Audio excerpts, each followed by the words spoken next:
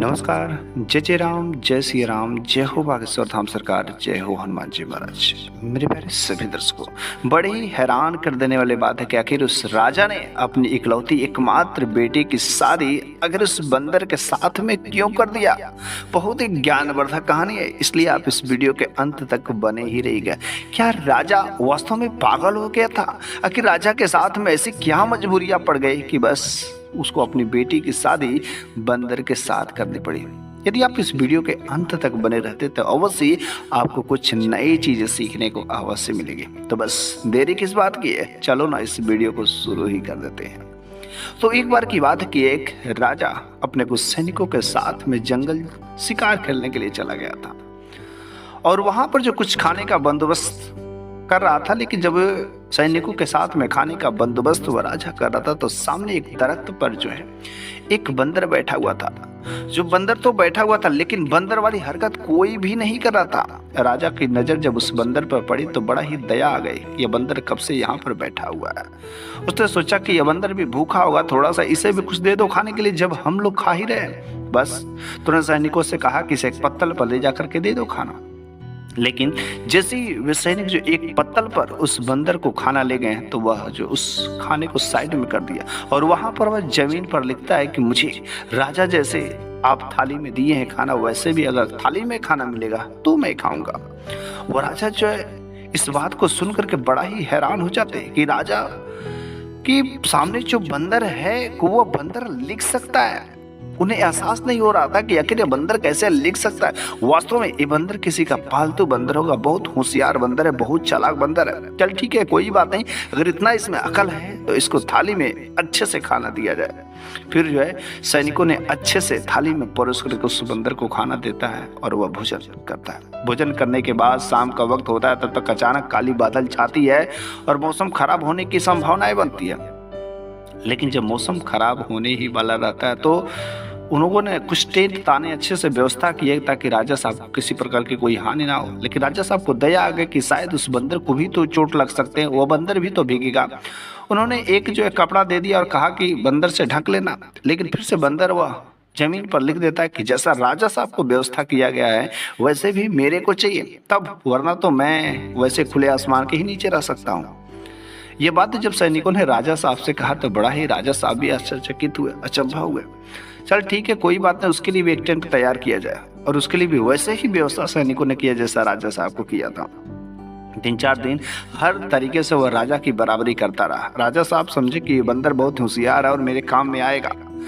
अब जो है राजा साहब अपने महल जो है चलने की तैयारी करते हैं तो सैनिकों ने कहा रे बंदर से पूछ लो कि क्या वो भी महल चलेगा, क्योंकि बड़ा ही अच्छा और होशियार बंदर प्रतीत होता है और ऐसे बंदर को मैं छोड़ करके नहीं जाना चाहता हूँ। तो बस सैनिकों ने गया और उस बंदर से पूछा तो बंदर ने तुरंत लिखा, हाँ यदि राजा साहब मेरे को साथ में लिवा जाना चाहते तो मैं चलने के लिए तैयार हूँ। लेकिन राजा साहब जैसे हाथी पर सवार होकर के अच्छे से जा रहे हैं वैसे भी मेरे को अगर हाथी सच के आएगी तब मैं चलने के लिए तैयार हूँ, वरना मैं यहीं पर ठीक हूँ। राजा साहब बड़े ही हैरान हुए, लेकिन कहे चलो कोई बात नहीं, काम का चीज है, काम का बंदर है, बड़ा होशियार बंदर है, लोग देखेंगे अचंभित हो जाएंगे। और फिर उसके लिए भी वैसा ही व्यवस्था किया गया कि हाथी सजाया गया और वह बंदर हाथी पर बैठ करके जैसे राजा साहब जा रहे थे वैसे वह भी गया। जब वो राज दरबार में अपने वह राज्य में पहुंचते तो पूरे राज दरबार के जो भी लोग रहते वह देख करके बड़े ही हैरान होते कि राजा साहब का कहीं दिमाग तो नहीं घूम गया ना। वह एक बंदर को हाथी पर इतना जो इज्जत मान सम्मान से आखिर ऐसे क्यों ला रहे हैं। लेकिन चलो ठीक है, कोई बात नहीं। जब वो बंदर राज दरबार में जाता है तो राजा साहब जहां पर बैठ करके वे न्याय करते हैं उसके बगल में जो एक और कुर्सी लगता है और उस पर जो एक बंदर बैठा रहता है। शुरुआत में जो भी दरबार के लोग थे, जो भी मंत्री लोग थे तो बड़े ही हैरान होते थे। लेकिन जब राजा साहब कोई भी न्याय करते थे ना, अगर बाई चांस उनसे गलत हो जाता था तो वह बंदर इतना होशियार था कि तुरंत उस कागज को फाड़ देता था और उस पर सही जो न्याय लिख कर देता था। शाम का समय जब हुआ तो उसे जो है सोने की व्यवस्था की गई कि चल ठीक है एक किनारे में बंदर सो जाएगा। लेकिन वह बंदर कहता है कि नहीं, मैं इस तरीके से नहीं सोता, जैसे आपका महल है वैसे मेरे को भी एक सेपरेट महल चाहिए, तब मैं सोऊंगा और अपने महल में रहूंगा। राजा साहब बड़े ही हैरान हुए, कहे कि तब तक जब तक महल नहीं बनता है तब तक तो यहीं पर सो लो, फिर जो है राजा साहब का जहाँ पर शयन कक्ष था वैसे ही ठीक व्यवस्था जो एक कमरे में किया जाता है, और इस बंदर के लिए एक बगल में ही महल तैयार किया जाता है। और कुछ दिन में वह महल तैयार भी हो जाता है और वह बंदर अब उस महल में रहता है। लेकिन जब वह बंदर से काफी लोग जो परिचित हो गए थे, क्योंकि वह बंदर बड़ा ही होशियार था, कोई कुछ नहीं, पूरा तो घर में घूमता, सब कुछ फिरता, कभी उससे बंदर की हरकत जो है कभी कोई डाल तोड़ भी देता था तो डर के मारे कोई जो शिकायत नहीं करता था, क्योंकि राजा साहब को उस बंदर से बड़ा ही प्रेम था। लेकिन वहीं पर जो उनकी रानी थी ना, उनकी रानी को 1% भी यह बात अच्छी नहीं लगती थी कि यह बंदर मेरे पति को, मेरे स्वामी को अपने बस में कर लिया है। वह हर बात उनकी मानते हैं। आखिर ये बंदर है क्या चीज? उसने बंदर को मारने का प्लान बनाया। बस रानी ने एक बार क्या काम किया कि जो है उस बंदर को जो खाना दिया जाता था उसके खाने में जहर मिला करके दे दिया। और जैसे ही जब जहर मिलाता, चूंकि जात तो बंदर था और वो उस खाने को जब महकता है, सुगंध करता है, तो उसे खाना कुछ अजीब महसूस होता है और वो ले जाकर के खाना जो डस्टबिन में डाल देता है। लेकिन जब डस्टबिन में डालता है तभी जो है वहां पर एक बिल्ली आती है और उस खाने को चख लेती है, और कुछ ही समय में वह बिल्ली जो उल्टी करना शुरू कर देती है। वह समझ जाता है कि बंदर इसमें जरूर कुछ ना कुछ मिलावटें हैं, और तुरंत जो है राजा साहब को एक पत्र लिख करके भिजवाता है। कहता है कि आपकी रानी ने मेरे साथ में बहुत गलत काम किया, आपकी रानी ने मेरे साथ में मेरे को मारने की कोशिश की है, मेरे खाने में जहर मिला करके दिया, और एक बार नहीं कई बार अनेक प्रकार के ऐसे हरकतें कर चुकी है। लेकिन अब मैं मजबूर हो गया हूँ, अगर मेरे साथ कुछ हो गया तो समझ लीजिएगा आपका राज में कुछ भी नहीं बचेगा, पूरा विध्वंस हो जाएगा। आपको लगता क्या? इस तरीके से जब राजा को पता चलता कि रानी इस बंदर को मारने वाली थी, वह राजा साहब अपने आते हैं और अपनी रानी को डांट फटकार लगाते हैं। लेकिन एक दिन जब वह बंदर उस महल में जो है वॉकिंग कर रहा था, चल रहा था, तो राजा साहब की इकलौती एकमात्र एक बेटी थी। वह बेटी भी उसी घर में रहती थी, लेकिन कभी उस बंदर का और उसकी बेटी से जो कभी आमना सामना नहीं हुआ था। और जब वह बंदर जो है उसी घर में जो क्रीड़ा कर रहा था, जा रहा, तब तक जो उसकी बेटी, जो राजा साहब की बेटी थी, उनका सामना उस बंदर से पड़ गया। वो बेटी बहुत ही डर जाती है और जिससे डर करके वह जो है भाग जाती है अपने कमरे में। लेकिन वो बंदर समझ जाता है कि हाँ, ये राजा साहब की बेटी है और देखो ना कितनी खूबसूरत है, क्या गजब की चीज है। अब तो वह उनकी बेटी की तरफ वह पीछा करने लगता है। वह धीरे धीरे जो है, जब वह बिस्तर पर लेटी रहती थी तो वह जो है बंदर चाय लेकर के जाता था, वह उन्हें जगाता था, और धीरे धीरे कर करके आखिर उस बंदर ने उस राजा साहब की बेटी के प्रति जो अंदर डर बैठा हुआ था, उस डर को खत्म कर देता, और फिर जो उनकी बेटी को उस बंदर से प्रेम हो जाता है। अब तो हर समय उस बंदर के साथ वह राजा साहब की बेटी भी अधिकतर समय बिताया करते थे। अब वह बंदर राज दरबार में बहुत ही कम समय व्यतीत करता था, बल्कि हर समय राजा साहब की बेटी के साथ में रहा करता था। जो यह बात रानी को बिल्कुल अच्छी नहीं लगी। रानी ने राजा साहब से कहा, देखिए पहले वह बंदर आया और आपको अपने बस में किया, और अब देखिए इतना हद कर दिया कि वह मेरी जो बेटी है ना, उसके साथ में हर समय जो रहना शुरू कर दिया। कहीं देखिएगा एक न एक दिन बहुत गड़बड़ हो जाएगा। उस बंदर से कह दीजिए कि आखिर ये सब काम बिल्कुल ना करें। और बस राजा साहब गए उस बंदर से ये सब चीजें मना करने के लिए। वह फटाफट तुरंत एक पेन लाता और कागज पर लिख करके देता है कि राजा साहब, मैं आपकी बेटी से बहुत ही प्रेम करता हूँ, आप जो है अपनी बेटी का शादी मुझसे करा दीजिए। राजा साहब इस बात को सुनकर के बड़े ही हैरान होते, एक बंदर के साथ मैं अपनी बेटी का हाथ मैं कैसे ही दे सकता हूँ। उसने कहा, तुम बंदर हो और बंदर के शादी में कैसे कर सकता हूँ। तो उस बंदर ने कहा, राजा साहब आप चिंता मत करिए, इसका टेंशन बिल्कुल छोड़ दीजिए, मैं आपकी बेटी को हर तरीके से मैं सुखी रखूंगा, किसी प्रकार की कोई दिक्कतें नहीं होगी। लेकिन राजा साहब को बातें विश्वास नहीं होती, आखिर एक बंदर मेरी बेटी को कैसे खुश रख सकता है, बड़ी अचंभित की बात है। उसने कहा, नहीं, मैं शादी तुम्हारे साथ में नहीं कर सकता। चूंकि वो बंदर बहुत ही होशियार था और राजा साहब के कमर में जो तलवार थी, तुरंत वह लपक करके और उस तलवार को निकाल करके राजा साहब के गर्दन पर लगा देता है। कहता है कि राजा साहब, अगर आपने इसमें थोड़ी भी आनाकानी की, अगर आपकी बेटी की शादी अगर मेरे हाथ में नहीं दिया तो सोच लीजिएगा आपका सर जो धड़ से अलग कर देंगे, और फिर ये पूरा राज दरबार आपका खत्म हो जाएगा और मैं इस सिंहासन पर बैठ जाऊंगा। भलाई इसी में है कि आप जो अपनी बेटी की शादी इसी में मुझसे कर दीजिए। राजा साहब ने कहा, मेरे को कुछ समय का समय दो, अपनी बेटी से, अपने पत्नी से सवाल जवाब करने के बाद मैं बताऊंगा। उसने कहा जो भी हो, लेकिन आंसर हाँ में ही होना चाहिए। राजा साहब अपनी पत्नी को ये सब बातें नहीं बताना चाहते थे और ना ही बताएं। सुबह होते ही जो अपनी बेटी के पास में गए और बेटी से कहे कि देखो बेटी, तुम मेरी चांद का टुकड़ा हो, मैं तुमसे बहुत ही प्रेम करता हूँ, लेकिन अगर मैं इस दुनिया में नहीं रहूं, कल मेरे को अगर कुछ हो जाता है तो बेटी तुम इस राज्यपाट को तुम और तुम्हारी मम्मी मिलकर के अच्छे से रेख देख करना। बेटी ने कहा पिताजी आप ऐसी बातें क्यों कर रहे हैं? अरे आपको क्या होने वाला? कुछ नहीं होने वाले, पूरी प्रजा को आपकी जरूरत है और आपको भला क्या हो सकता है? तो उस राजा ने कहा कि देखो बेटी, एक राज की बात है, अगर बोलो तो मैं तुम्हें बताऊं। तो उसने कहा हाँ बोलिए, क्या बात है? उसने कहा कि बंदर जो है तुम्हारे साथ में विवाह करना चाहता, शादी करना चाहता, और भला मैं अपनी बेटी की शादी जो कैसे बंदर के साथ में कर सकता हूँ? अगर मैं ऐसा काम नहीं किया तो वह बंदर मुझे मार देगा, क्योंकि वह बंदर बहुत ही चतुर है। इसलिए मैं मर जाऊंगा ठीक है, लेकिन मैं तुम्हारी शादी जो इस बंदर के साथ में नहीं कर सकता। तो उस बेटी ने कहा पिताजी आपका दिमाग तो कहीं ना घूम हो गया है। अरे वह बंदर है ठीक है, लेकिन अगर आपको कुछ हो जाता, अगर आप यहाँ पर नहीं रहते तो पूरा राजपाट इसको कौन चलाएगा? बड़ी हैरान कर देने वाली बात है कि आपका यहाँ पर रहना जरूरी है, पूरी प्रजा को आपकी जरूरत है, किसी दूसरे की नहीं है, आपका रहना जरूरी है। अरे भला मेरी शादी की बात है, ठीक है, मेरे नसीब में जो लिखा रहेगा मेरे भाग पे छोड़ दीजिएगा। लेकिन अगर वो बंदर ऐसा कर रहा है तो ठीक है, वो कह रहा है ना खुश रखने को, तो कुछ राज की बात होगा। फिर जो राजा साहब वो तैयार हो जाते हैं और पूरे राज्य में पता चल जाता है कि राजा साहब ने अपनी बेटी की शादी बंदर के साथ करने के लिए तैयार हो गए। फिर जो बड़े ही धूमधाम से राजा साहब अपनी बेटी की शादी जो उस बंदर से करते थे। अब वो बंदर राजा साहब की बेटी को लेकर के अपने महल में रहता। दिन के समय में जो राजा साहब की बेटी अपने इस महल में चली जाती और रात के समय में वह जो बंदर के पास चली जाती। राजा साहब बड़े ही हैरान रहते थे कि आखिर ये कैसे, जो मेरी बेटी दिख रही इतनी खुश कैसे दिखती है। रानी भी बड़ी हैरान थी कि मेरी बेटी कभी कुछ दिक्कतें नहीं बताती, समस्याएं नहीं बताती, वो बड़ी खुश रखती है, कुछ उसको दिक्कतें नहीं, ताकि वो बंदर के साथ में कैसे खुश रख सकती है। एक आध दो बार पूछने की कोशिश भी की, लेकिन हर बार बेटी ने यही कहे कि माँ मेरी जो है पति बहुत अच्छे हैं, उनको किसी प्रकार की कोई दिक्कत नहीं, हमको हमेशा खुश रखते हैं। तो रानी ने एक बार चुपके से रात्रि के समय में दाई का ड्रेस पहना और गया चेक करने आखिर मेरी बेटी खुश कैसे रहती है।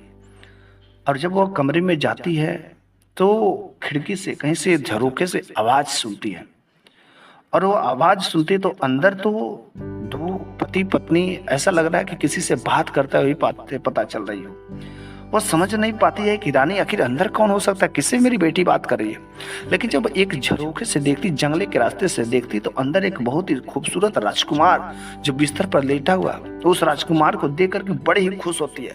उसकी खुशी का ठिकाना नहीं रह जाता। लेकिन जैसे ही वहां से बाहर आती तो देखती कि दरवाजे पर जो एक बंदर का बहुत बड़ा खाल रखा हुआ है, और वह समझती कि अच्छा दिन के समय में यह बंदर का खाल जो है लपेट करके घूमता रहता है, क्यों ना इस बंदर को खाल को अगर मैं जला दूं तो कितना बेहतर होगा। इतना बंदर की खाल रहेगा और मेरा पति जो सबके सामने खुल करके रहेगा, मेरे जो दामाद है। और इस तरीके से उन्होंने उस बंदर की खाल को उठाया और ले जा करके उसमें आग लगा दी। लेकिन जैसे ही उधर रानी ने आग लगाया उस बंदर की खाल में, इधर जो है इस राजकुमारी के जो पति थे, इस शहजादा राजकुमार जो था, उसका शरीर जलना शुरू हो जाता है। जैसे चीखना चिल्लाना शुरू हो जाता है। तुरंत तो कहता है मेरी खाल को कोई जला रहा है, मेरी खाल को जला रहा है, मेरी खाल को कोई जला रहा है। वह भागी भागी उस खाल को ढूंढती, लेकिन खाल नहीं वहां पड़ता है।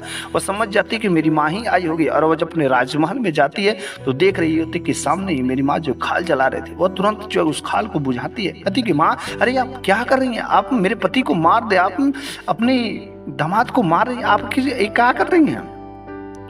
उसने कहा नहीं बेटी, मैंने सोचा कि आखिर तुम्हारे जो पति हैं, मेरे दामाद जो है ना, आखिर हमेशा इस खाल को ओढ़ करके रहते हैं। इससे अच्छा मैं सोचूं कि अगर जला देंगे तो हमेशा आदमी के रूप में रहेंगे ना, इस वजह से मैंने सोचा। उसने कहा नहीं नहीं, इसी में उनका प्राण बसता है और आपने ऐसा काम कर दिया। वह जो उसको आग को शांत करके जब वह बेटी अपने पति के पास में जाती तो वहां पर उनका पति रहता ही नहीं है, वहां से गायब हो गया रहता है। अब तो बेचारी बड़ी हैरान हुई कि माँ आपने तो मेरी जिंदगी बर्बाद कर दी, पता नहीं कहाँ मेरे पति चले गए। और आज तक उन्होंने ये राज की बात भी बताया नहीं था। रात्रि के समय में वह जो है एक इंसान बनते थे और दिन के समय में वो बंदर के तरीके से रहते थे। उनको कुछ श्राप मिला था, लेकिन ये बातें मेरे को अभी बताए नहीं थे। पूछने ही वाले थे, बताने ही वाले थे, लेकिन आपने तब तक ऐसा काम कर दिया। अब तो वह बेचारी अपने उस पति के याद में वह जो हर पल ढूंढती रहती, उस महल को छोड़ दी, नगर नगर जो अपने पति को ढूंढना शुरू कर दी। एकदम विरह में पागल हो गई थी, जंगल जंगल ढूंढना शुरू कर दिया। आखिर मेरे पतिदेव कहाँ गए, कहाँ गए। और घूमते घूमते बेचारी एक जंगल में पहुंचती, काफी निराश होकर के एक पेड़ के नीचे बैठी हुई थी। उसी पेड़ पर जो है एक चकवा और एक चकवी पक्षी बैठते रहे और वे दोनों बातें कर रहे थे। वे कह रहे थे कि जो बगल का राजकुमार है ना, इतने दिनों से पता नहीं कहाँ गायब हुआ था और किसी जालिम इंसान ने उसको इतना बुरी तरीके से जला दिया कि उसके पूरे शरीर पर फफोले पड़ गए। उसका इलाज करने के लिए कोई जो आ रहा है उसका इलाज ठीक नहीं हो पा रहा है। उसने कहा, आखिर क्या तुमको पता है कि इसका राजकुमार का इलाज कैसे हो सकता है? उसने कहा, हाँ, हम लोग जिस पेड़ पर बैठे हैं ना, इस पेड़ की जड़ को अगर पीस करके उनके शरीर पर अगर लगाया जाए 40 दिनों तक, तो 40 दिनों में उसका जख्म जो बिल्कुल भर जाएगा, सही हो जाएगा। नीचे जो है वह राजकुमारी बैठी हुई सारी की सारी बातें सुने थी और वो समझ जाती कि कहीं ना कहीं ये मेरे पति के ही बारे में बात हो रही है। वह समझ जाती और उस पेड़ की जड़ को लेती है, उखाड़ करके अच्छे से धुल करके साफ करके ले लेती है और वो अपना अपना जो वेशभूषा रहता है बिल्कुल एक वैद और हकीम के तरीके से बना लेती है, जिन्स जैसे। और फिर जो है वह जो है उस नगर की ओर चल पड़ती है। पूछते पूछते जाती है कि हाँ, सब लोग यही बताते, पता नहीं किस जालिम इंसान ने जो राजकुमार इतने दिनों से गायब थे और उनको इतना बुरी तरीके से जला दिया। और अब पूछते पूछते उस महल में चली जाती है। वहाँ पर किसी ने, सैनिकों ने कहा कि अरे कोई यहाँ पर वैद्य हकीम आया है जो बिल्कुल देखने में जवान लगता है और वह कह रहा है कि हम राजकुमार का इलाज कर देंगे। राजा ने कहा, इतने बड़े बड़े वैद्य हकीम आए तो मेरे बेटे का इलाज नहीं कर सके, भला नौजवान इसको क्या सीख होगा, लेकिन चल कोई बात नहीं, अगर इलाज करने आया है तो ठीक है। उसने कहा कि मेरे को उस राजकुमार के साथ में 40 दिनों तक रहना होगा और मेरे को अच्छे से इलाज करना होगा। राजा ने कहा कि अगर मेरे बेटे को ठीक कर दिया तो सोच लो तुम्हें मुंह मांगे जो इनाम दिया जाएगा, लेकिन अगर नहीं ठीक किया तो तुम्हें जो जेलखाने में बंद कर दिया जाएगा। उसने कहा ठीक है। चूंकि रानी ही गई थी, राजकुमारी ही गई थी, उसकी पत्नी वेशभूषा बदल करके, कोई पहचाना नहीं। वह जो राजकुमार के कमरे में भी जाती है, पूरा का पूरा शरीर पर छाले पड़े हुए थे। वह उस समय को याद करती कि मेरी माँ ने आज क्या कर दिया मेरे पतिदेव के साथ में। अब तो वह उस लेप को लगाती और उनका हर तरीके से अच्छे से सेवा करती और धीरे धीरे कुछ जख्म जो है भरना शुरू हो जाते हैं। उस राजकुमार को भी भरोसा हो जाता है, राजा साहब को भी भरोसा हो जाता है कि हाँ, मेरा बेटा ठीक हो जाएगा। और धीरे धीरे वह घाव भरना ठीक शुरू हो जाते हैं। 1 महीने जब बीत जाते हैं तो उस राजकुमारी ने अपने पति से कहा, चूंकि वे तो नहीं पहचाने, तो उन्होंने कहा कि अगर आपका जख्म भर जाएगा तो आप तो ठीक हो जाएंगे, लेकिन मैं आपसे एक चीज मांगना चाहती हूँ अभी। उन्होंने कहा कि हाँ बोलो, क्या चाहिए तुम्हें? कहा कि तुम्हारे हाथ में जो अंगूठी है ना, अगर आप मेरे को अंगूठी दे देते तो अच्छी बात होती, बाद में आप जो कुछ भी दीजिएगा, लेकिन अभी मेरे को आपका ये अंगूठी चाहिए, रिंग चाहिए। उन्होंने कहा रिंग की बात करती हो, बस ठीक हो जाए तो मैं हर कुछ देने के लिए तैयार हूँ। उसके बाद 40 दिन हो जाता है और रिंग तो ले लेते, लेकिन 40वां दिन अब बिल्कुल जख्म भरने ही वाले थे, थोड़े बहुत बाकी थे, लेकिन 40वां दिन इलाज करके और उस लेप को लगा करके और रात के समय में वह गायब हो जाती है। और जब वो गायब हो जाती है तो सुबह होते ही वह राजकुमार भी, राजा भी, राजा के सैनिक भी उस वैद्य और हकीम को ढूंढने लगते हैं, लेकिन उस वैद्य हकीम का कोई पता ही नहीं चलता। उन्होंने कहा, अरे कितना अच्छा वैद्य हकीम आया था, नौजवान भले ही था लेकिन मेरे बेटे को ठीक कर दिया और बिना कुछ लिए, बिना इनाम की रकम लिए वो घर से गायब हो गया। उसे ढूंढना पड़ेगा, पता लगाना पड़ेगा, लेकिन कोई पता नहीं मिलती है। फिर जब अच्छे से वह राजकुमार ठीक हो जाता है तो उसे याद आती है अपने पत्नी की कि चल ठीक है, अपने पत्नी की थोड़ा हाल चाल देख लें, क्या उसकी हालत है। अब वह राजकुमार जो है अपनी पत्नी से मिलने के लिए वह उस राज्य में जाते हैं और जब वो उस राज्य में जाते हैं तो राजा साहब से मिलते हैं। तो राजा साहब ने कहा, मैंने तो पहले कभी आपको देखा नहीं। तो उस राजकुमार ने कहा, मैं एक राजकुमार हूँ और मैं वही बंदर हूँ जिस बंदर से आपने अपनी बेटी की शादी की थी। तब तक जो है वहाँ पर जो है वो राजकुमारी भी आ जाती है। वह देखती है तो बड़े ही प्रसन्न हो जाती है। रानी भी पहचान जाती कि, रानी कहती कि हाँ ये वही है, ये वही बंदर है और जिसका मैंने खाल जलाया था। रानी भी बड़ी प्रसन्न होती हैं, राजकुमार भी बड़ा ही प्रसन्न होता है, अपनी पत्नी को देख करके दोनों लोग मिलते हैं। लेकिन राजा साहब ने कहा कि सब कुछ तो ठीक है, लेकिन आखिर वो बंदर की घाल जो है क्यों, आखिर बंदर बनने का कैसी कहानी है? तो उस राजकुमार ने कहा कि ये सब बातें मैं बताने ही वाला था, लेकिन अभी तो कुछ ही दिन बीते थे तब तक मेरे साथ हादसा हो गया। असल बात यह है कि जब मैं जो अपने सैनिकों के साथ में जो एक बार जंगल में जो है शिकार खेलने गया था, लेकिन एक हिरन का मैं पीछा करते करते गया और हिरन पता नहीं कहाँ गायब हो गया। सैनिक पीछे छूट गए और मैं तीर चलाता गया, लेकिन हिरन को नहीं लगा और एक तीर जा करके ऐसी जगह लगता है जहां पर ऐसे लगता है किसी के चीखने चिल्लाने की आवाज आती है। और जब मैं उस आवाज की तरफ जाता हूं तो वहां पर एक जो है छोटा सा बच्चा रहता है, उसके पैरों में वह तीर लग गया रहता है। और जब वह तीर लग गया रहता है तो वो काफी चिल्ला रहा था, लेकिन वहां पर जो एक ऋषि महात्मा थे, वे जो ऋषि महात्मा उस बच्चे को गोद में लिए हुए थे। और बस मैं भागा भागा गया तो मैंने देखा ये तो बहुत बड़ा अन्याय हो गया, मेरा तीर उस बच्चे के पैर में लग गया। वे ऋषि महात्मा इतना गुस्से थे, उसने कहा, अरे कौन है, इंसान नहीं ना, वो बंदर है ना, अरे वो बंदर बन जा, मेरे बच्चे के साथ में जो ऐसा काम किया। बस मैं तो वहीं पर था और देखते ही देखते उनका श्राप मेरे को लग जाता है और बस मैं वहां पर बंदर बन गया। मैं तुरंत जो उस ऋषि महात्मा के चरणों में गिर करके माफी मांगने लगा, बाबा जी मेरे को माफ कर दिया, मैंने जानबूझ करके नहीं काम किया था, अनजाने में हो गया, लेकिन अनजाने में इतनी बड़ी सजा कैसे दे सकते, मैं ऐसे बंदर बना रहूंगा, मेरा जीवन क्या होगा, मैं एक राजकुमार हूँ। और वो काफी गिड़गिड़ाने लगते हैं। वह छोटा सा बच्चा कहता कि पिताजी माफ कर दीजिए, जानबूझ करके नहीं, गलती मेरा, घाव फिर से ठीक हो जाएगा, लेकिन इनको जीवन भर बंदर बनना पड़ेगा, ये उचित नहीं है। तो फिर जो उनको मुक्ति करने के लिए ऋषि महात्मा ने उपाय बताया था। उस महात्मा ने कहा था कि अगर साल भर के अंदर तुम जो अपनी शादी अगर किसी लड़की से कर लोगे और तो साल भर के बाद जो फिर से तुम इंसानी शरीर में आ जाओगे, लेकिन लड़की से शादी करोगे तो दिन के समय में तुम बंदर रहोगे और रात्रि के समय में इंसान बने रहोगे, और साल भर के बाद पूर्णतः जो तुम अच्छे से इंसान बन जाओगे।